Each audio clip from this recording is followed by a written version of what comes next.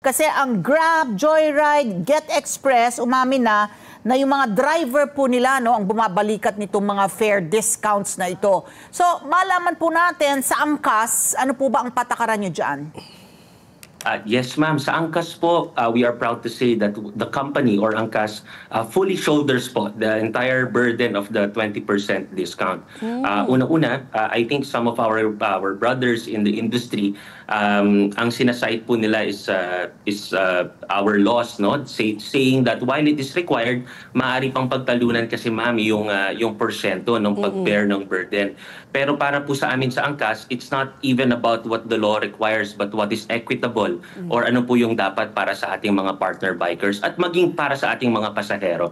That is why sa Angkas po, simulat sa pool pa po, no, before the Senate hearings and as early as we started, we shoulder po the entire discount po for senior citizens, PWDs, and students po. Oh, that's nice to hear. So, Sir Carlo, how does it work? Sa app pa ninyo, paano ba yan? Just walk us through, no? Kasi si Ali, may balak daw siyang mag-angkas na. Pangarap kong sumakay ng angkas. So, kung nasa phone app, when you go to your app, paano, how do you apply, avail? No, how do you avail? Oo. Meron ba dyan talaga senior citizen? Ano yung proof? Proof of purchase na ikaw ay isang senior citizen. Walk us through po kung paano po na-avail. Sure, ma'am. Sinigurado po namin na medyo madali po ito para sa ating mga pasahero. So, ang ating mga passengers po from the app and also even without the app po, no, they can access po our website. Meron po tayo sa Angkas page. Transparent po yan. It's up and running. Makikita nyo po ngayon. Maaari po ninyong i-access. At meron po doong tab na pwede po natin i-indicate kung tayo po ay nagpo-fall under any of the discounts. No? Kung kayo po ay senior citizen, kung kayo po ay PWD.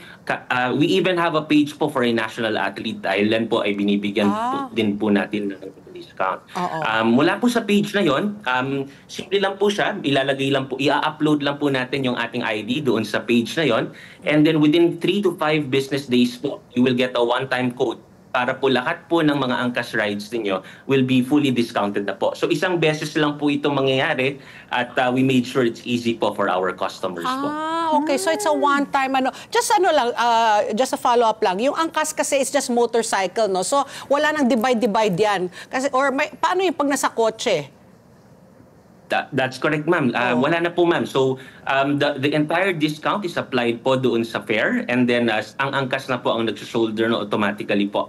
Wala pong bawas yon sa ating partner biker po. Okay. Meron din pala silang padala na parang Lalamove. Oo, di ba? Yung parang Tatry ko nga kayo. Courier. Oo, kasi ako laging Lalamove. Oo. So pati yung courier pwede mag-avail pag ikaw ay isang senior citizen na magpapa-pick up ng kunyari ng document or whatever, pwedeng i-apply yon o hindi? Dapat yung pasahero ang nakasakay.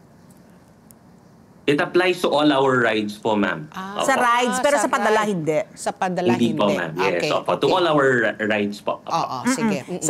So kasi I was about to ask na yung kung kunwari naman, yung mga riders ninyo, minsan kasi ang experience na naririnig ko na reklamo is sometimes pag ayaw kung saan pupunta, can your drivers actually refuse to pick up a fare for whatever reason?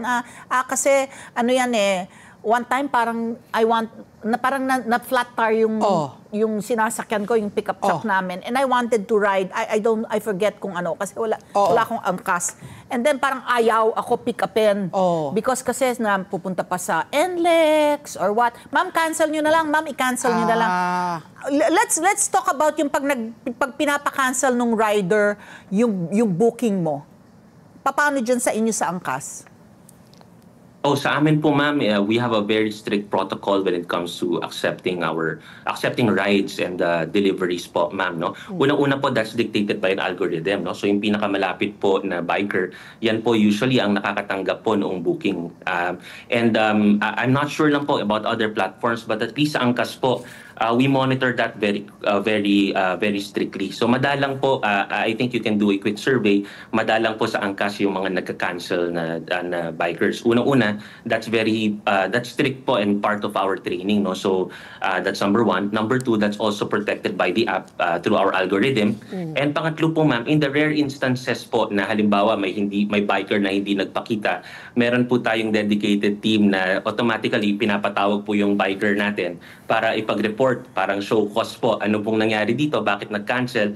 And in the instances na talagang kasalanan po ng biker at wala pong valid reason, we impose the proper sanctions, ranging from temporary suspension all the way until retraining po.